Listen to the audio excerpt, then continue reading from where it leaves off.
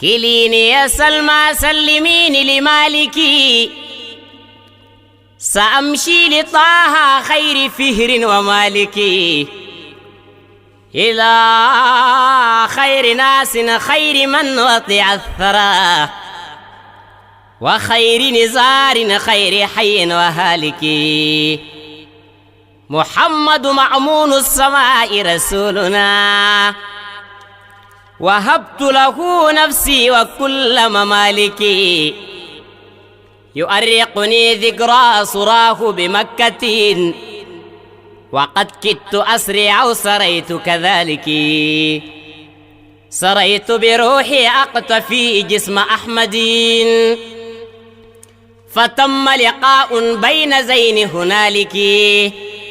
هناك تلاشى الروح بالجسم فانيا. أعوذ بالله من الشيطان الرجيم. بسم الله الرحمن الرحيم. الحمد لله رب العالمين الرحمن الرحيم ملك يوم الدين. إياك نعبد وإياك نستعين. اهدنا الصراط المستقيم صراط الذين أنعمت عليهم غير المغضوب عليهم ولا الضالين آمين. اللهم صل على سيدنا محمد الفاتح لما أغلق والخاتم لما سبق ناصر الحق بالحق والهادي إلى صراطك المستقيم وعلى آله حق قدره ومقداره العظيم.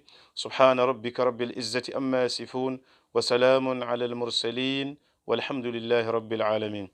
الحمد لله jama'a musulmi masu kallon mu da sauraren mu a wannan gidan talabijin mai albarka na Madinawa talabijin. Ina yi mana gaisuwa ta addinin musulunci, ita ce assalamu alaikum wa rahmatullahi ta'ala wa barakatuhu.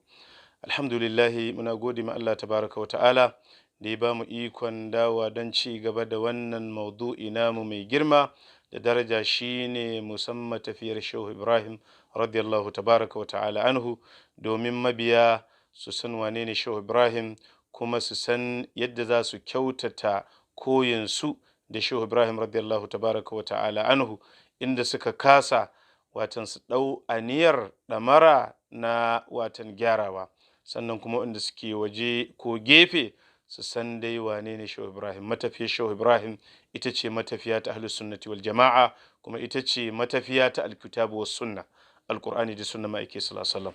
Darasin da ya gabata mun kwana a matafiyar Shehu Ibrahim radiyallahu tabaraka wa ta'ala anhu a fagen watan arkanul islami gabaki daya: tauhidi, sallah, azumi, zakka, hajji, ya suke a wajen Shehu Ibrahim radiyallahu tabaraka wa ta'ala anhu. To shine zamu ci gaba. Shehu Ibrahim yana cewa fa hasbi ilahi lam arum naf'a ghairihi wala dairahu akhsha fa hasbi bihi hasba.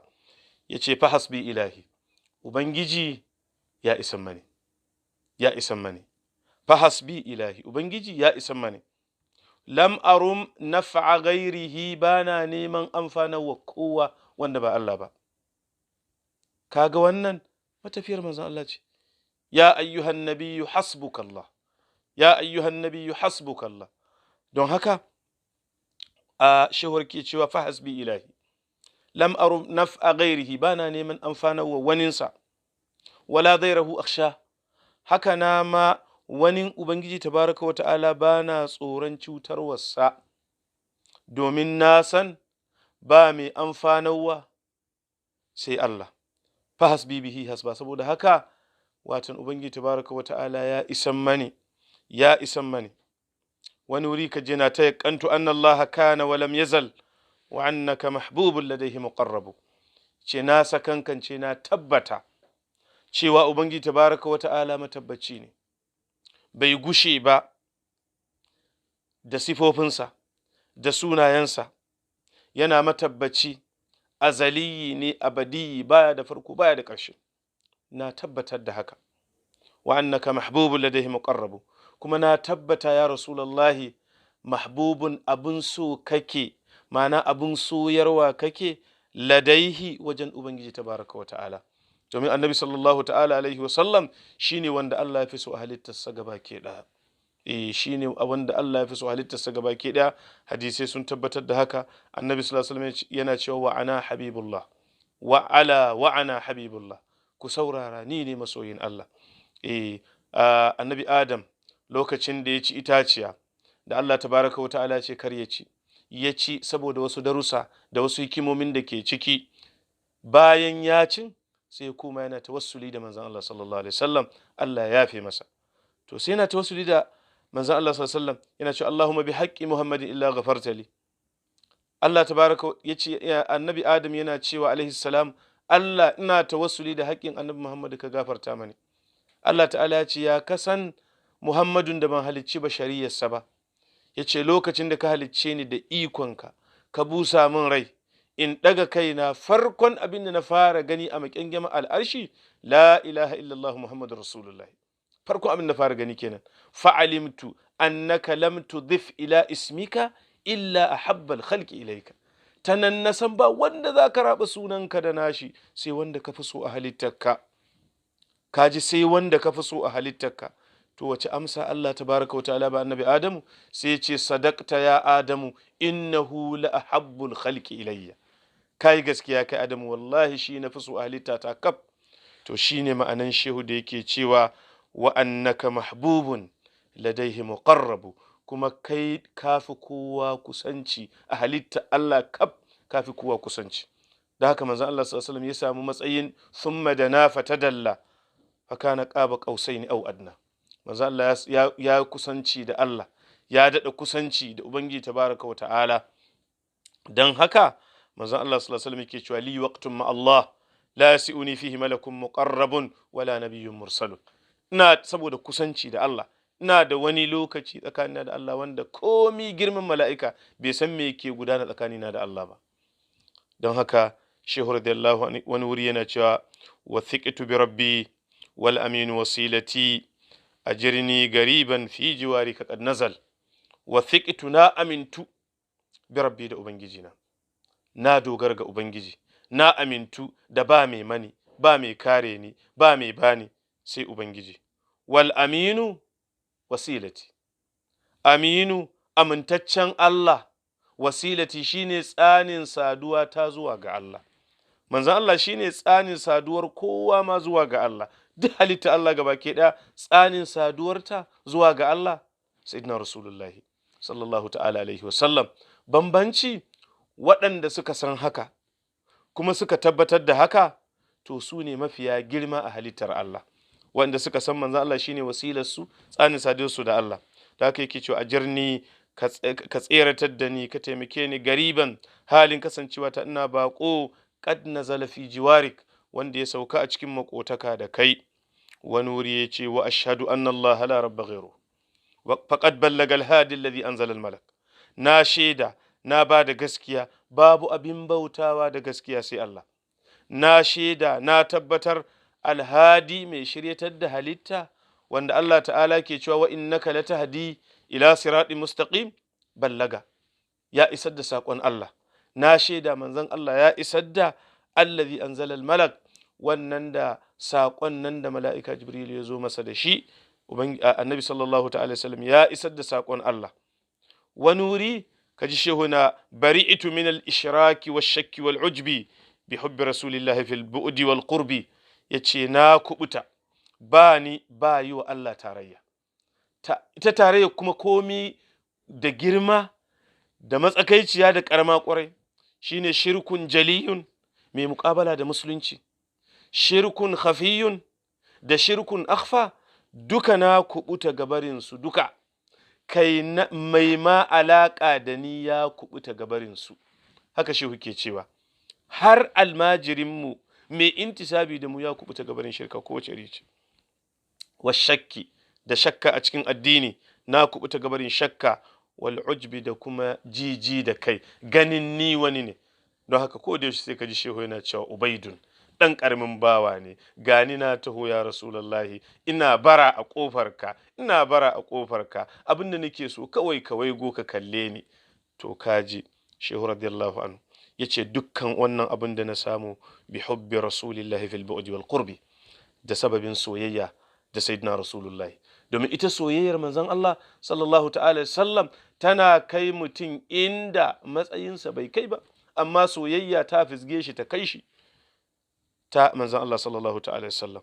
Da haka shehu ke jinjina yana fa arkanuhu tauhidu hal ma na qa'ilun bi anna ilahi bari man yuwabbihu. yace fa arkanuhu, musuluncin nan da muke rike da shi, rukunansa tauhidi, ɗayanta Allah. Da haka a fagen tauhidi yace hal ma na qa'ilun bi anna ilahi bari'i man yuwabbihu, ya kai mai urustawa kake ganin ba mu yi daidai ba, mun ce Allah mu ɗaya ne, manzon mu kuma abin bin mu sayyidina rasulullahi sallallahu alaihi wasallam. Shin wai wanda yace bari'i, wanda ya kage ni, ilahi shi ya cancanci in bauta mawa, hal ma na mai wannan magana yayi ƙarya? Aiko shi yayi gaskiya, wanda ya ce ba wanda ya cancanci in bauta ma sai wanda ya halicce ni, domin ba wanda ya cancanci bauta sai mai halitta. To shine shehu ke nufi. Kadhaka nusalli ma daraina shari'atan khalat min salatin qattu fash'anu ashmaqu. Shehu ya ce kadhaka nusalli, haka dai kaga ya kawo tauhidi, sai ce kadhaka nusalli. To rukuni na biyu na rukunan wannan addini shine sallah. Nusalli, muna sallah, ma da raina shari'atan, ai matsayin sallah kam ita kan a addini ba wata shari'a, ma ba mu san akwai wata shari'a ba khalat min salatin, wadda ta wofinta ba sallah a ciki. Dukkan shari'o'in da Allah ke ba annabawa akwai sallah a ciki, saboda ita sallah ita ce ganawar bawa da ubangijinsa. Haka babu shari'ar da babu sallah a ciki, sai dai waƙuta su canza da nau'o'a da hai'a ɗin ta sallah. A shari'a annabi wane ta bambanta da shari'a annabi wane a wajen waƙuta da kuma saurin hai'a na sallah ɗin, ma'ana sifar sallah, amma babu shari'ar ta wofinta daga sallah. Fasha'anu ashmahu, yace sha'anin annabi sallallahu alaihi wasallam ya fi haka girma. Nasumu kama saman nabiyuna qablana wa hal aba sauman aqilun man yuwarrihu. Yace nasumu, rukuni na uku daga cikin rukunan addinin da muke rike da shi na musulunci shine azumi. Muna azumi kamar yadda annabawa da al'ummatansu da suka gabace mu suke yin azumi, kama saman nabiyuna qablana. Kaga wannan aya ce shehu radiyallahu anhu yake ishara zuwa gare ta, na kutiba alaikumus siyamu kama kutiba alal ladina min qablikum. An farlanta muku azumi kamar da aka farlanta shi ga al'ummatan da suka gabace ku. Shehu ya ce wa hal aba sauman aqilun, shin wai a samu mai salimiyar kwakwalwa, lafiyarya, ba ta da wani rikici, a ce kuma ya aibata azumi? Domin azumi sirri ne tsakanin bawa da Ubangiji, kuma yana samun masa safa'i na ruhi, ma'ana ruhin sai samu tsarki yadda zai iya samun ƙurbi tsakaninsa da Ubangiji tabaraka wa ta'ala, wanda lokacin da baya cikin wannan ibada ba zai samu wannan ba. Kadhaka zakatun thumma hajjun fa kulluha min ash-shamsi adwa bal min ash-shummi arsakhu. Haka nama daga rukunan wannan addini shine zakka, sannan hajji, duk waɗannan gabaki ɗaya adwa, su ne mafi haske daga rana, kuma wajen haskaka kenan, sannan kuma wajen kafuwa min ash-shummi arsakhu, kuma su suka fi kafuwa watan kurman dutse, shine fan dutse wanda yake kafaffe a cikin ƙasa. Saboda haka shehu radiyallahu anhu yake mana bayanin ita kanta sallah da matsayinta. Yace saral mustafa laylan wa wafa bi khamsatin arajna biha wal fadlu lil mutaqaddimi. Shehu yace saral mustafa, sha'anin sallah fa yana da girma, domin sai da Allah yayi Isra'i da manzon Allah sallallahu alaihi wasallam laylan, wani yanki na dare, subhanallazi asra bi abdihi laylan wa wafa bi khamsatin, sai ya dawo daga mi'raji bi khamsatin, da wa'innan salloli guda biyar. Arajna biha, yadda manzon Allah ya hauhawa ya karɓo, mu ma da muka karɓa sai muna hauhawa a lokacin da muke sallah, munajati muke da Allah, ga mu ga Allah. Don haka Allah tabaraka wa ta'ala babu wani lokacin da bawa yake kusanci da shi kamar lokacin da yake sallah. Don haka shehu ya ce arjina biha, mu ma mun ɗaukaka, mun hauhawa biha da sababin sallah, wal fadlu lil mutaqaddimi, fifiko kam ya tabbata ga waɗanda suke magabata. Wa ausa biha inda al'uruji mu'akkidan fa fiha yanalu al'abdu kulla taqaddumi. Shehu da ya ci gaba da bayanin falalar sallah, domin mutum ya san, al'umma ta san matafiyar shehu, dibi yadda yake tsare da sallah, yake kira zuwa ga sallah, yake kuma nuna muhimmancin sallah tsakanin da sirrin da ke cikin sallah, na tsakanin bawa da ubangijinsa. Yace wa ausa biha indal uruji, shehu radiyallahu annabi sallallahu alaihi wasallam yayi wasici da ita muwakkidan yana mai karfafawa. Da ya dawo ya karfafa sallah, ya rayu akan karfafa ta, da zai yi wafati abin da yake nuna girmansa babu kamar sallah. Annabi sallallahu ta'ala alaihi wasallam yana cikin rashin lafiya na wafati.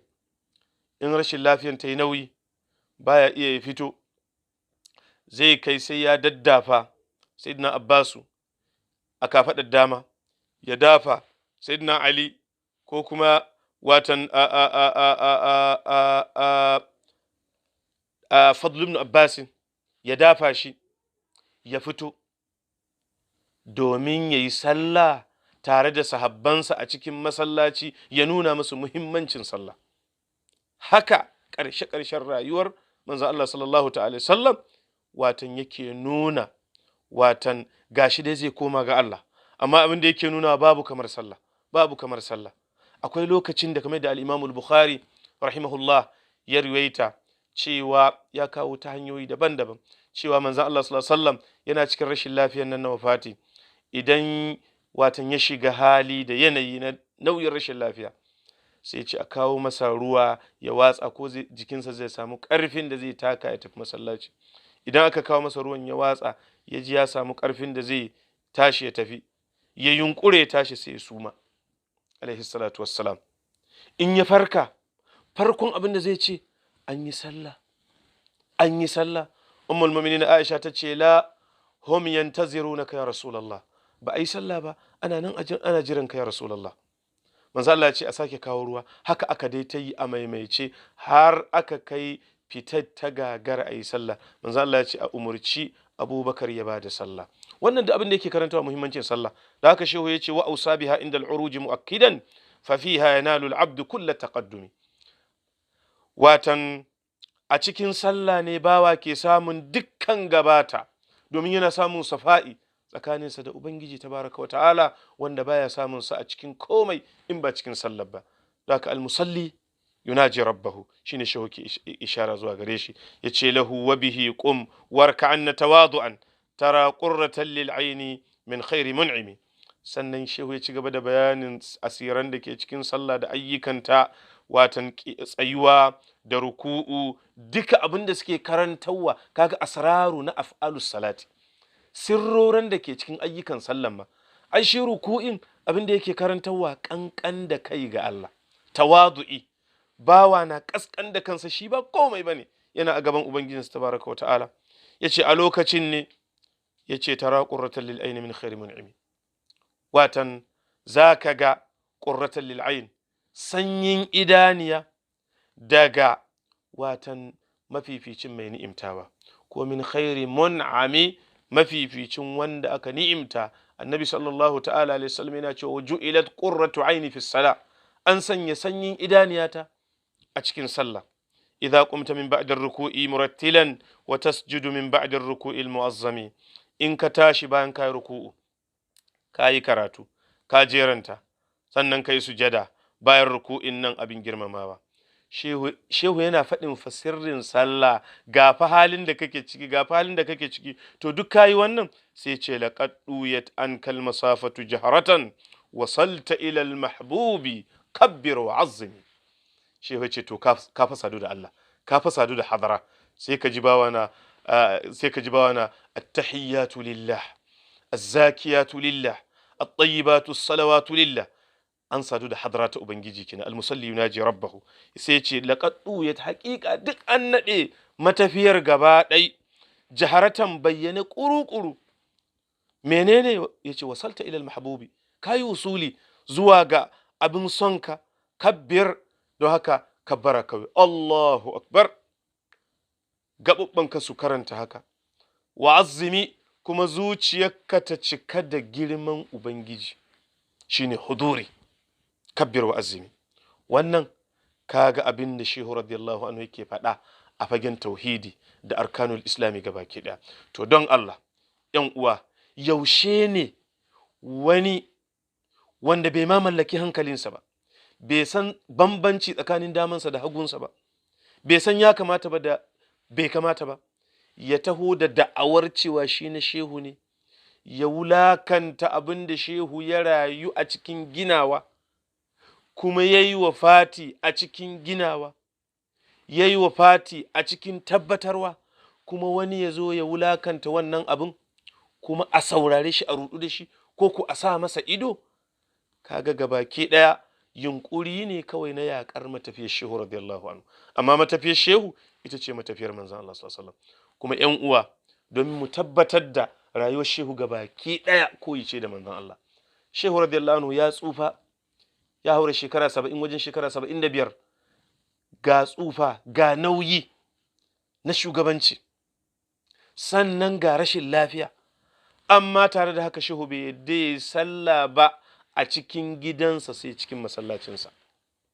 Ga rashin lafiyar ta kai ko kaka, shi ma sai an riƙo shi a dama, an riƙo shi a hagu, ko ya daddafa a dama a hagu, ƙafafun na sharawa, ba takawa ke ba sai dai sharawa, kamar irin wanda ya samu facial stroke ɗin nan, kasan baya iya taka ƙasa. To haka shehu yana cikin rashin lafiya, baya ma iya taka ƙasa, amma shara su yake yi.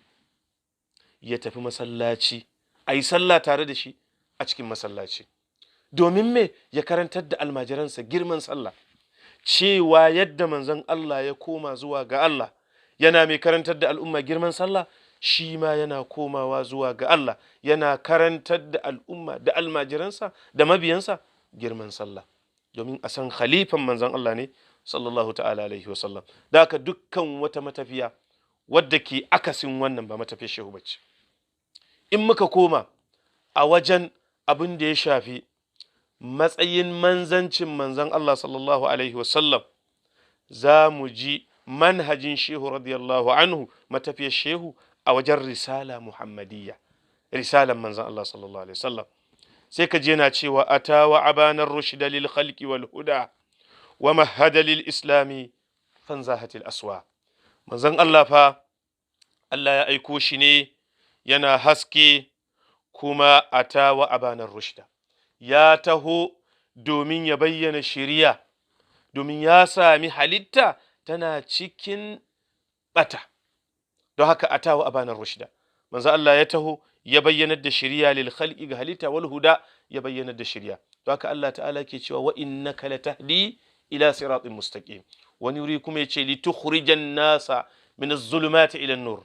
Mun saukar da wani alqur'ani gare ka ya rasulullahi, domin ka fitar da mutane daga duhun kafirci da jahilci da shirka zuwa ga hasken imani da tauhidi da ilimi da ɗayanta Allah. Wa mahada lil islami fanzahatil aswa. Manzan Allah sallallahu alaihi wasallam, in ji shehu, ya ce yawa addinin musulunci shimfiɗa, iya shimfiɗa, da haka dukkan wani mummunan abu fanzahat sai ya kau ga baki ɗaya. Manzan Allah ya kau da shi. Don haka Allah ta'ala yake cewa ya aiko annabi sallallahu ta'ala sallam, watan haske ne daga Allah, ya zo mana tare da littafi mai girma, qad ja'akum min Allahi nurun wa kitabun mubin. Da haka wannan hasken ne ke haska mana wannan fa shiriya ne, wannan fa bata ne. Don haka manzon Allah sallallahu alaihi wasallam yake cewa, yana ishara, yana wasiya zai koma ga Allah, amma duk abin da zai kusanta ku ga Allah na muku bayanin shi. Duk abin da zai nisanta ku da tafarkin Ubangiji tabaraka wa ta'ala shine ma'anar zancen. Na yi muku bayanin shi domin wancan ku riƙa, wannan kuma ku guje shi. Manzon Allah sallallahu ta'ala alaihi wasallam yake cewa taraktukum alal mahajjati albayda layliha kanahariha la yazigu anha illa halik. Na bakku akan tafarki wanda yake tarwai, mai haske, wanda daransa kamar yininsa yake, kamar ranarsa yake. Ba wanda zai karkata fa sai wanda yake halakakke ne, ba don rashin bayani ba. Bayani kan manzon Allah yayi, abinda shehu ke faɗa kenan. Don haka yanayi na lokaci za mu dakata a nan, a madadin wannan gidan talabijin mai albarka na Madinawa talabijin. Muna sallama da madadin wannan gidan talabijin da jagororin gidan talabijin ɗin da kuma ma'aikatan gidan talabijin ɗin gabaki ɗaya da masu sauraronmu. muna fatan Allah ya muna muwafaka da fahimtar wannan manhaji na shehu wanda shine manhajin annabi sallallahu ta'ala alaihi wa alihi sallam. Allah ya tabbatar da mu akai. Assalamu alaikum wa rahmatullahi ta'ala wa barakatuhu. عليك صلاة الله ثم سلامه بديوان طه الهاشمي سرت ملحقا. عليك صلاة الله ثم سلامه بديوان طه الهاشمي سرت ملحقا. كليني يا سلمى سلميني لمالكي سأمشي لطه خير فهر ومالكي إلى خير ناس خير من وطع الثرى وخير نزار خير حي وهالك. محمد معمون السماء رسولنا وهبت له نفسي وكل ممالكي. يؤرقني ذكرى صراه بمكة وقد كدت أسرع أو سريت كذلك. سريت بروحي أقتفي